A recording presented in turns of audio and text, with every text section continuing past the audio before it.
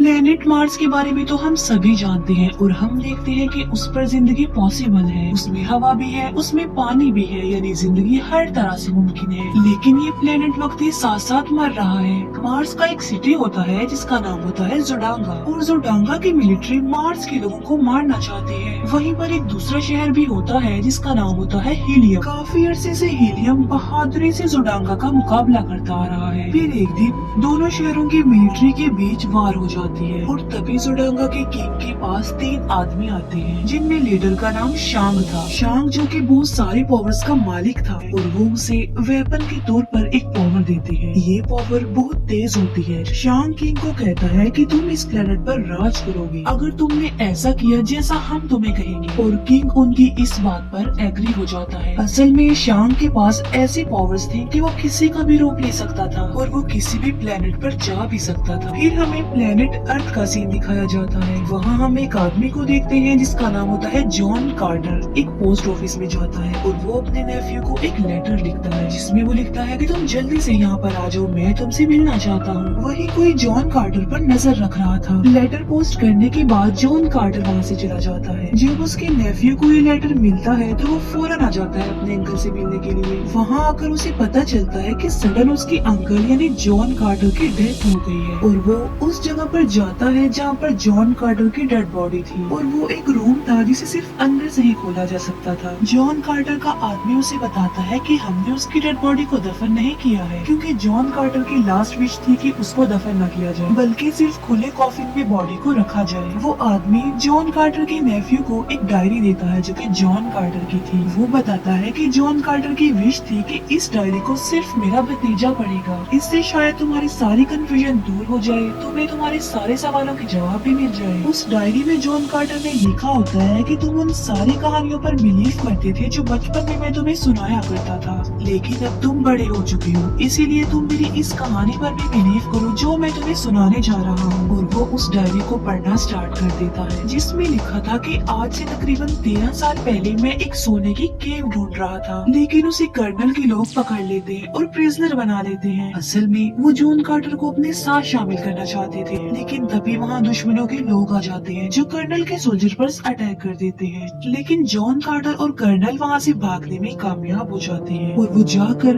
एक केव में छुप जाते हैं, और ये होती है वो सोने की केव जिसकी जॉन कार्टर को तलाश थी। वो पूरी केव सोने से भरी हुई थी। तभी कहीं से वहाँ पर एक आदमी आ जाता है जो जॉन कार्टर पर अटैक कर देता है और उसे मारने की कोशिश भी करता है, लेकिन जॉन कार्टर उसे ही मार डालता है। वो आदमी शांग का साथी था। जॉन कार्टर जब उस आदमी को मार डालता है तो वो अपने गले से एक डिवाइस निकालकर एक्टिवेट करता है जिसमें ब्लू लाइट जलने लगती है, और वो बिल्कुल स्लोली बोलता है बार सून, लेकिन जॉन कार्टर वो डिवाइस उससे ले लेता है और जॉन कार्टर भी कहता है बार सून। बस ऐसा कहते ही जॉन कार्टर वहाँ से गायब हो जाता है और एक काफी बड़े डेजर्ट में आ जाता है। जॉन कार्टर ये नहीं जानता था कि वो यहाँ पर कैसे आ गया और वो यहाँ आकर बड़े बड़े जंप लगा पा रहा था। असल में वो इस वक्त मार्स यानी बारसोन में होता है, क्योंकि उसने बारसोन झुका था और यहाँ पर ग्रेविटी कम होने की वजह से वो बड़ी बड़ी छलांगे लगा रहा था। लेकिन वो ये बात नहीं जानता था कि वो बारसोन यानी मार्स पर है। उसे इतने बड़े जंप करते हुए उस प्लेनेट के कुछ लोग देख लेते हैं और वो लोग जॉन कार्टर के पास आ जाते हैं। इस कबीले के लोग काफी लंबे लंबे थे और इन्हें टार्कस कहा जाता है, और ये इंसानों जैसे तो बिल्कुल नहीं लग रहे थे। जॉन कार्टर कहता है कि मैं वर्जीनिया से हूँ और मेरा नाम जॉन कार्टर है, तो वो लोग जॉन कार्टर का नाम वर्जीनिया समझ लेते हैं और उनका लीडर जॉन कार्टर को नहीं मारता क्योंकि वो बड़े बड़े जंप जो लगा रहा था। ये लोग जॉन कार्टर को पकड़ कर अपने कबीले में ले जाते हैं, और जिस डिवाइस के जरिए जॉन कार्टर यहाँ पर आया था उनका लीडर वो डिवाइस भी उससे ले लेता है।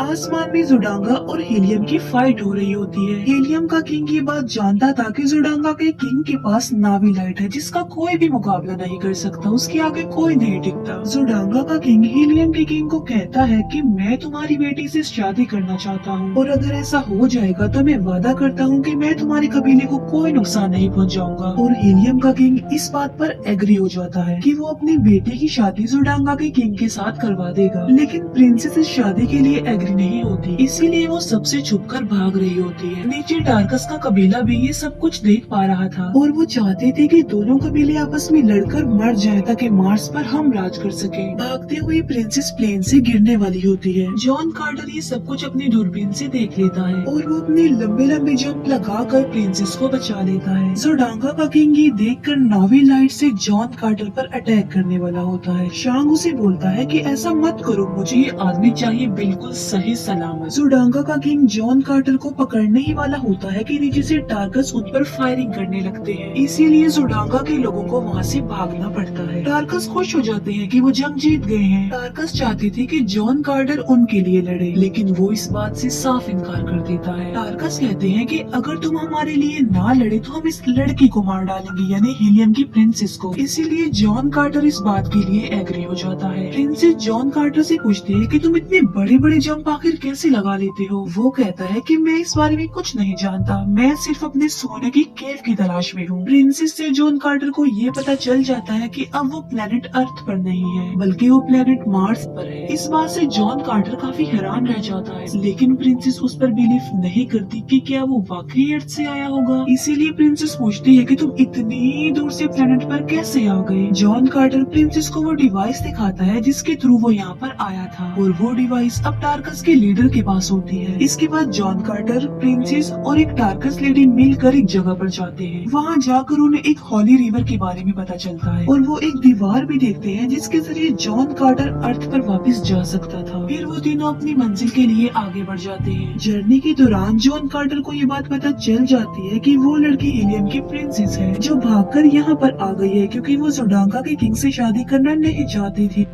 अपनी मंजिल तक पहुंच जाते हैं और वहाँ पर अजीबोगरीब चेंजिंग होने लगती है। वो जॉन कार्टर की उस डिवाइस को जमीन पर लगा देते हैं जिससे वहाँ पर और तब्दीलियां होने लगती हैं।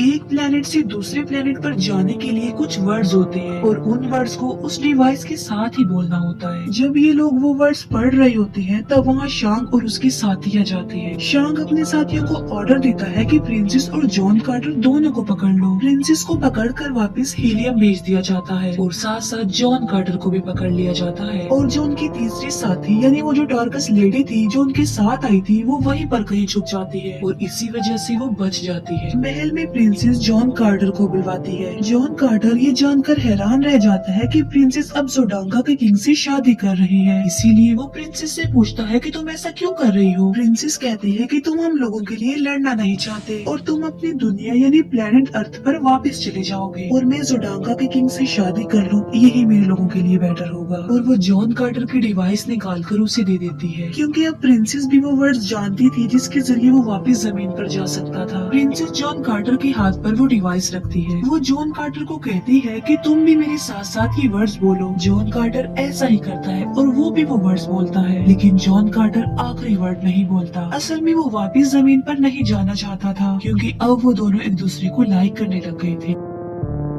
डोर ओपन होता है और वहाँ पर जोडांगा का किंग यानी प्रिंसेस का होने वाला हस्बैंड आ जाता है। वो जॉन कार्टर को वहाँ पर नहीं देख पाता क्योंकि जॉन कार्टर पहले ही जंप लगाकर ऊपर चला गया होता है। सबके जाने के बाद वो नीचे आता है और वहाँ पर एक लेडी होती है और ये लेडी असल में शांग था जो औरत के रूप में यहाँ पर आया था। शांग अपने नावी लाइट का यूज करके जॉन कार्टर को अपने कंट्रोल में कर लेता है और तो और वो इस नावी लाइट को जॉन कार्टर के अंदर भी डाल देता है और अब जॉन कार्टर ना तो कुछ कर सकता था और ना ही वहाँ से भाग सकता था। शांग जॉन कार्टर को कहता है कि जब से तुम इस प्लेनेट पर आए हो तुम्हारी पावर्स बढ़ गई हैं। वो कहता है कि असल में मैं तो एग्जिस्ट ही नहीं करता, लेकिन इस राज को छुपाने के लिए हमें बड़ी मेहनत करनी पड़ती है। शांग एक लेडी के रूप में जॉन कार्टर को वहाँ पर लेकर जाता है जहाँ प्रिंसेस और किंग शादी के लिए आगे बढ़ रहे थे और आज रात इनकी शादी थी और उनकी शादी की सारी रस्में भी थी। शांग कहता है कि प्रिंसेस बहुत इंटेलिजेंट है क्योंकि उसने नावी लाइट की जगह और उसकी रियलिटी भी ढूंढ ली है और आज रात दो चांद जब आसमान पर मिल जाएंगे तो हर उस पर्सन को मार दिया जाएगा जो नावी लाइट की रियलिटी जानता है। असल में दो चांद मिलने पर उनकी शादी की रस्म की जाने वाली थी। जॉन कार्टर उससे पूछता है कि आखिर ये सब कुछ करने के पीछे तुम्हारा मकसद क्या है, तुम ऐसा क्यों कर रहे हो, तुम ऐसे जाकर भी तो प्रिंसेस को मार सकते हो ना। शांग कहता है कि ऐसी गेम तो हम पिछले काफी अरसे से ही खेलते आ रहे हैं, तब से जब ये प्लेनेट आबाद भी नहीं हुआ था और ऐसा हम तब तक करते रहेंगे जब तक हम प्लेनेट अर्थ को भी डिस्ट्रॉय न कर दें। उसका मतलब ये था कि वो इस प्लेनेट को डिस्ट्रॉय करने के बाद प्लेनेट अर्थ को भी डिस्ट्रॉय कर देंगे और ये उनका मिशन है, एक के बाद दूसरे प्लेनेट को डिस्ट्रॉय करना। और ये नावी लाइट हम उसी को देते हैं जो बेवकूफ हो और अमीर भी हो। और जोडांगा का राजा ऐसा ही है, अमीर भी है और बेवकूफ भी। शैंग कहता है कि हम खास मकसद के लिए बनाए गए हैं, लोगों से उनकी दुनिया को ही डिस्ट्रॉय करवाते हैं और इसी वजह से हमें ताकत भी मिलती। शांग जॉन कार्टर को कहीं और ट्रांसफर कर रहा होता है, तभी जॉन कार्टर का वफादार डॉग वहाँ पर आ जाता है और वो शांग के हाथ पर वहाँ पर काट लेता है जहाँ उसने वो नावी लाइट वाली डिवाइस लगाई हुई थी, जिसकी मदद से उसने जॉन कार्टर को अपने कंट्रोल में किया हुआ था। डिवाइस हटते ही अब जॉन उसके कंट्रोल से बाहर आ जाता है और जॉन कार्टर वहाँ से उन्हीं के एक एयरक्राफ्ट में बैठकर वहाँ से चला जाता है। लेकिन वो लोग जॉन कार्टर का पीछा करते हैं। जॉन कार्टर की तीसरी साथी यानी वो टार्कस फीमेल, वो एक डेजर्ट में होती है और वो उस एयरक्राफ्ट पर गोली चलाती है जो जॉन कार्टर का पीछा कर रहा होता है। जॉन कार्टर का एयरक्राफ्ट भी वहाँ पर क्रैश हो जाता है। जॉन कार्टर कहता है कि मुझे प्रिंसेस को बचाने के लिए पूरी फौज चाहिए। जॉन कार्टर फिर टार्कस के पास जाता है और जब वो वहाँ पर पहुँचता है तो उसे प्रिजनर बना लिया जाता है, क्योंकि जो टार्कस का पुराना किंग था उसे भी अब प्रिजनर बनाया होता है और एक दूसरा टार्कस धोखा देकर उसकी जगह खुद किंग बन गया होता है। और वो जॉन कार्टर को डिसलाइक करता था और उसे मारना चाहता था, लेकिन पुराने टार्कस के किंग को जॉन कार्टर पर बिलीफ होता है कि वो हमारी रिस्पेक्ट वापस दिलवा सकता है। अगले दिन जॉन कार्टर और टार्कस के पुराने किंग को एक मॉन्स्टर जैसे जानवर के साथ छोड़ दिया जाता है,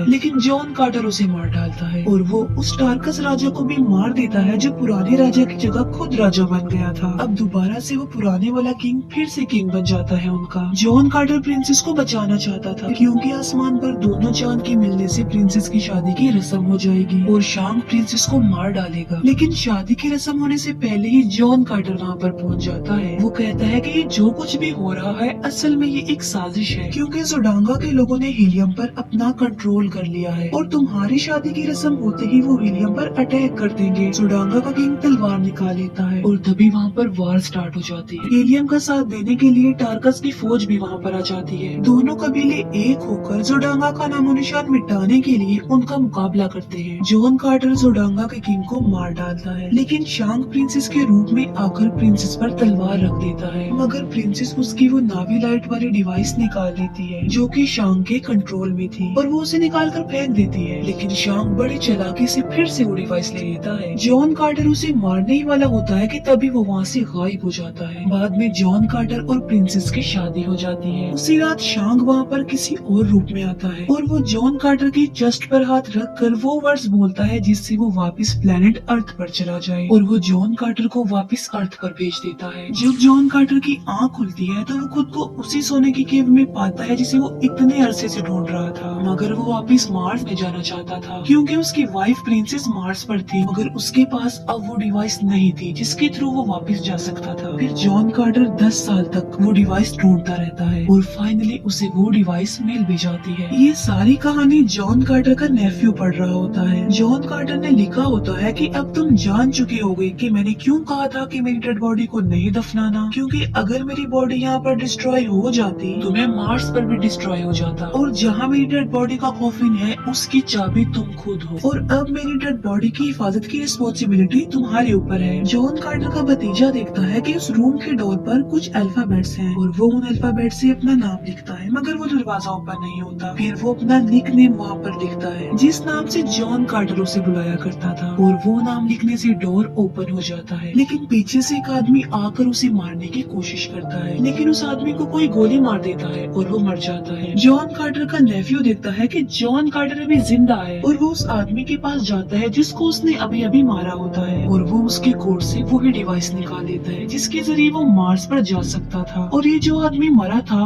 वो शांग था जो रूप बदल कर यहाँ पर आया था। अब क्योंकि शांग किसी भी प्लेनेट पर जा सकता था इसीलिए वो जॉन कार्टर का पीछा करते करते यहाँ भी आ गया। यहाँ पर जॉन कार्टर अपने मिशन में कामयाब हो जाता है और वो अपने नेफ्यू को कहता है कि कोई किताब लिखो, किसी से प्यार करो और जिंदगी का कोई मकसद बनाओ। जॉन कार्टर उस डिवाइस को लेकर एक जगह पर लेट जाता है और वो फिर से मार्स पर चला जाता है और यहीं पर ये मूवी एंड हो जाती है। Thank you for watching.